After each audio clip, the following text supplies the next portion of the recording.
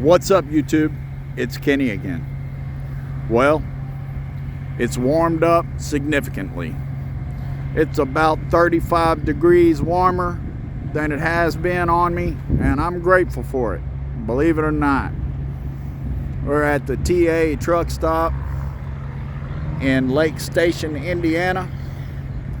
I had to be here all day pretty much. Here's my truck.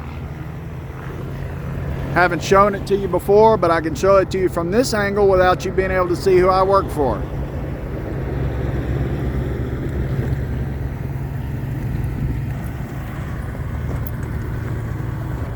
It's still cold. All right.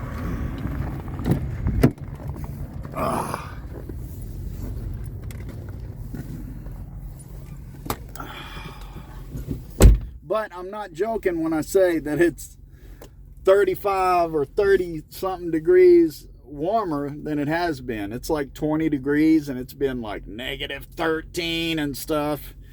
So, I mean, I was outside without a jacket on and I'm not dying. I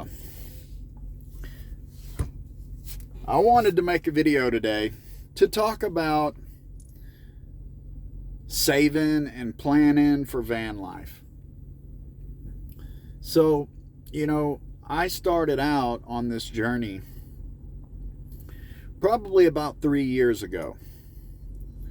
And van life wasn't the first plan. I don't know, about 3.5, 4 years ago, I made a decision to start figuring out what I was going to do for retirement. I had this moment that I was like, oh no, I haven't made any plans for my retirement. I haven't done really any saving or anything, and I need to figure this out. So I started off with the stock market, and I started just dumping all my available cash into stocks. And, you know, I've still got a significant amount of money for me. I'm not a rich guy in the stock market. Probably about, you know, somewhere around 23 grand, something like that I've got in the stock market. And then I started having this realization that I don't have time to build a retirement in the traditional way. Even if I take more risks and try to invest in things that are going to build up money faster, I had this realization that I don't have time to build up that kind of money. And so my brain started trying to figure out shortcuts, more or less. And so first, you know, this whole thing is kind of like a childhood dream. When I was a little kid, my dad used to get, I believe it's Cabela's, my dad used to get these catalogs when I was a little kid. And they had just all kinds of camping stuff in there. And I'd go through those catalogs and I'd dream of like disappearing into the woods, and I'd do all the math and see how much it would cost me and stuff to buy all the things that I needed to live in the woods. And, you know, so it was always kind of this fantasy that I had when I was a kid. And so when all this started happening, you know, I watch a lot of YouTube, and I'm just kind of a researcher by nature. And I stumbled across all this stuff about off-grid living. And that was the first thing I started researching. I was researching a place called Cochise County in Arizona. And you could buy real cheap land there. And people are and do buy land out in the desert, and they build these off-grid homesteads. And, you know, I was also looking at what's called earth ships and all this other stuff. And for a while, that was the plan, and I started stacking money toward that. And the same thing, like doing all the math. How much would it cost me to do this? And started learning about off-grid solar and stuff like that. And then I started thinking, you know, through that process of learning about solar is when I stumbled across Cheap RV Living, Bob Wells. Many of you are probably familiar with his channel. And, that's where I really was exposed to people living in vans and vehicles and stuff like that. And then I started researching that and continuing down that rabbit hole. And I found people building out cargo trailers as like a van life situation. And so my brain was all over the place. And then what happened was I came to this point where I was like, well, I'm just going to start stacking money, and I'm going to let my brain research all of these different avenues, and I'm not going to decide yet. Well, then I decided I wanted to have my teeth fixed, and I had a significant amount of money built up by then, and I started doing it slowly at first, and I was still constantly researching solar and off-grid and van life and cargo trailers. And then so October 2 years ago is when I got my teeth done. I blew my whole savings, my whole wad, had all my teeth pulled and got false teeth. Probably the best decision I've ever made, to be honest. And then I started saving in earnest toward this goal. And at that time, my brain had moved away from like buying land and doing a homestead type situation.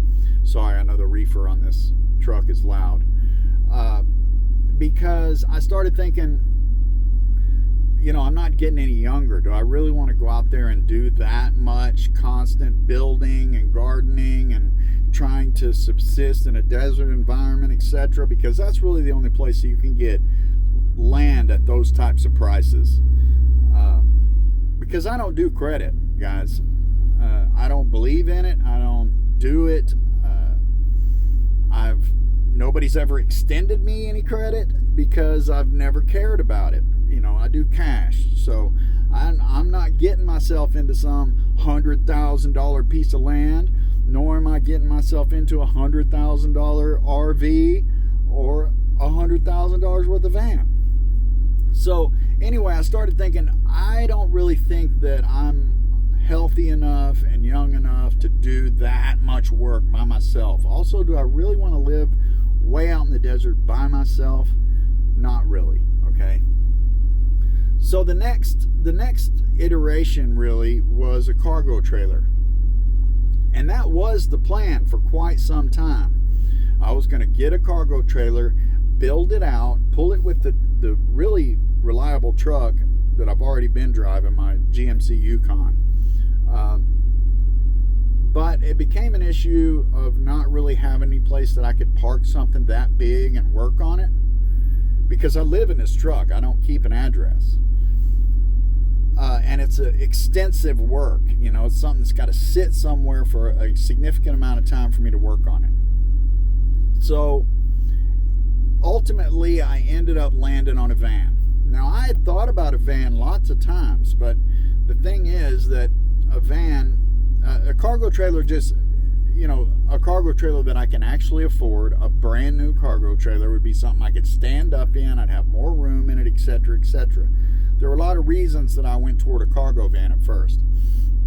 And ultimately, what pushed me to a van is being the fact that it's something that I can drive, I can park it somewhere and work on it, I can work on it in multiple spots, I don't need as much room to work on it, etc. And so that's what I decided. And like I said, 2 years ago, October is when I started saving.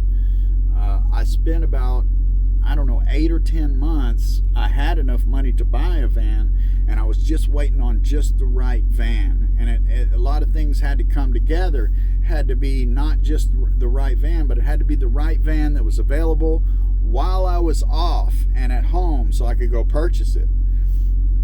And then, I don't know what it was, 6 months ago or so, I actually bought the van. The van that I bought still has less than 100,000 miles and drove really fantastic. Runs and drives really fantastic. It's not the prettiest thing. Interior's in pretty good shape.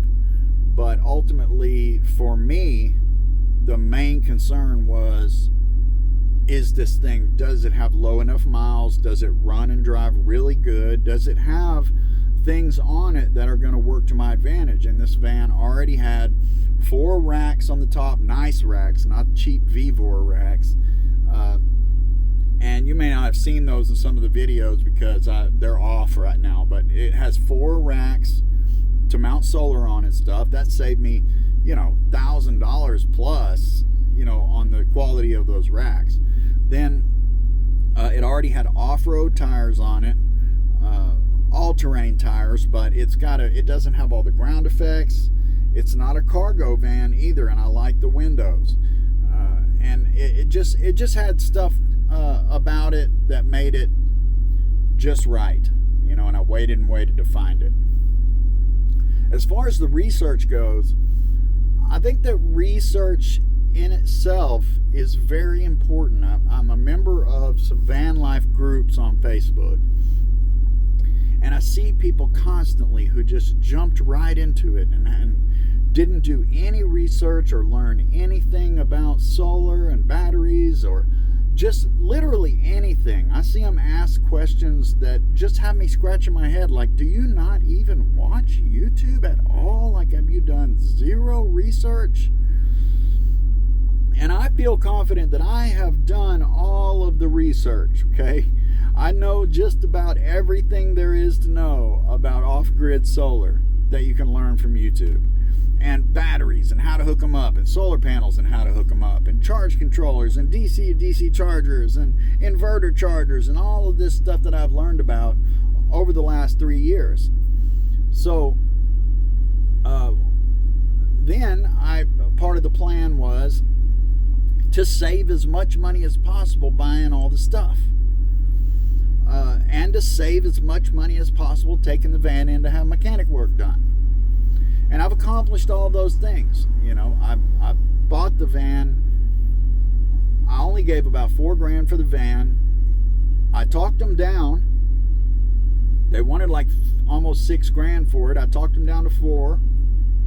Did the work I needed to do myself, and then took it into a mechanic after lots of value shopping, and got probably $8,000 worth of work done for $4,000.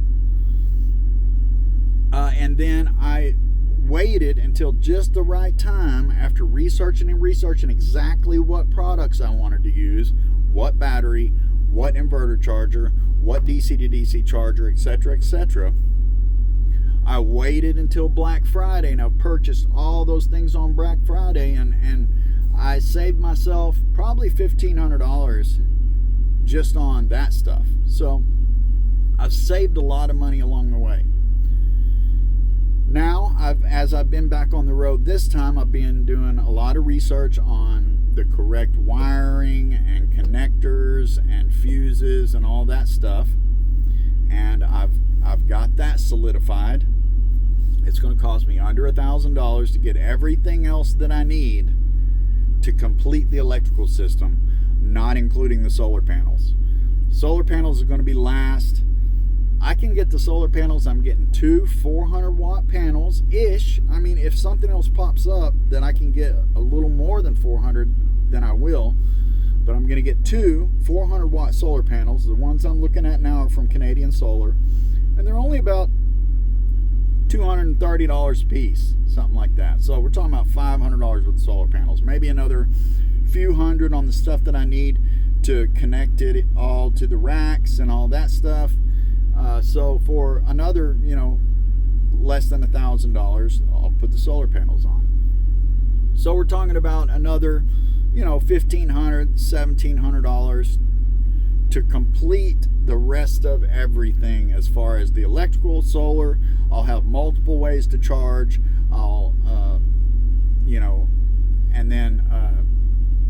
And then it's just building out the inside. And that's all going to happen, some of it anyway, while I'm installing the electrical next time I'm in town, or at least beginning to install it. Because I'm not doing what a lot of these van lifers do, which is build a whole, like a home inside of there with counters and sink and toilets and bathrooms and like the whole, I'm not trying to make this thing be on the cover of a magazine. What I'm trying to do is I'm trying to make it extremely functional, extremely efficient, and that is my goal. It's going to look cool. Don't get me wrong. I've got some ideas about that, which we haven't gone into yet. But the main goal is to make sure that we have a really robust electrical system, and that, I think, is the most important thing. Is making sure that we have plenty of electricity, multiple ways to charge that, so that I can run anything I want. I'm gonna have I'll be able to run a microwave. I'll be able to run a coffee maker. I could run electric skillets and stuff if I wanted to, although I probably won't. I'll be able to make, use a toaster and whatever I want to do inside of there, because I'm gonna have this robust electrical system. And that, I think, really is where a lot of these van lifers fail, is that they do not do enough research about the electrical, about how much they need, how it works, how much they need of charging they need, how much of battery storage they need. And then so what happens is they get out there and they're just roasting in the heat in the summer, and they're freezing in the winter, unless they're using propane and just have it just raining inside of there because there's so much moisture. People just don't do enough research, and I am not going to be that guy. I think that people spend $100,000 making it look like a fashion show, and then they put 200 watts of solar on the top, and they don't have enough electricity. And I don't understand that. So my focus is on the electrical. Toilet, don't need that. You got a bucket. McDonald's got a bathroom. You got plenty of places to use the toilet. Shower, shower is easy, guys. Like, number one, you can go to a truck stop, or you can get a Planet Fitness membership. But number two, how hard is it to heat up some water on the propane stove, dump it in a 5-gallon bucket with some cold water, get you some warm water, and get one of those little USB shower heads and fucking take a shower? How hard is that? Or how hard is it to fill up a bowl of warm water and take a sponge bath? It's not difficult. Anyway, I wanted to talk about that. I also want to talk a little bit, I know this is kind of a long video, I apologize. I wanted to talk a little bit about the stock market and my investments. So 2022 was a really bad year, okay, and I was way down on my investments. 2023, I just wrecked the S&P 500. The S&P 500 did around 20%, was the gain on the S&P 500 in 2023, and I gained somewhere around 55%. So I just destroyed the S&P 500, and although my main Roth is not all the way back up to my contributions, the YouTube portfolio and stuff are back up positive. So the investments are doing pretty good. I just recently invested in FBTC, which is one of the new Bitcoin ETFs that just got approved. I put a significant sum of money in that, in my main Roth, and now the only 3 investments I currently have in my main Roth are Tesla, Palantir, and FBTC. I sold some stuff, made some adjustments, and those are long-term. That whole account is for long-term investing. And then I've got a significant amount in the one for my employer as well. And then I have that YouTube account. This channel used to be about my stock investing, and so I had a YouTube portfolio that I would talk about how I was doing and what investments, and I would have that's been significantly changed around and revamped over the last year and a half, and at this point, like I say, just on how much money I have actually physically put in that account, it is up finally. 2022 was a nightmare for stock investors. So I wanted to talk a little bit about that. I am continuing to put a little bit in here and there, but not nearly at the clip that I was doing it before, because I'm saving. The savings currently is up to about $5,000, and I'm at the point now where we're dumping in there fast. So I got plenty of money to finish the build, and now we're saving on the money that is actually going to be like the emergency fund and the money I'm going to live on for however long I take off to do van life. So that's an update. That's kind of where all this started and how it evolved into what it's become. And if you're just finding the channel, please hit that subscribe button, like the video, leave me a comment below. I appreciate all you guys being here, and I hope this has all been enjoyable for you. And I look forward to, I see the light at the end of the tunnel, and I can't wait to be able to actually take off and live in the van for a while and pursue the things that I want to pursue instead of the things this company wants me to pursue.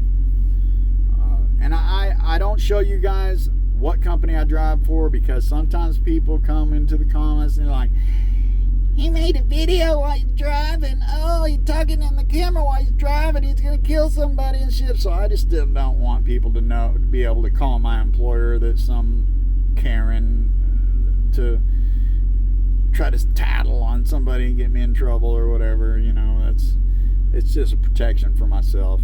Anyway, thanks for watching. I'll see you on the next one.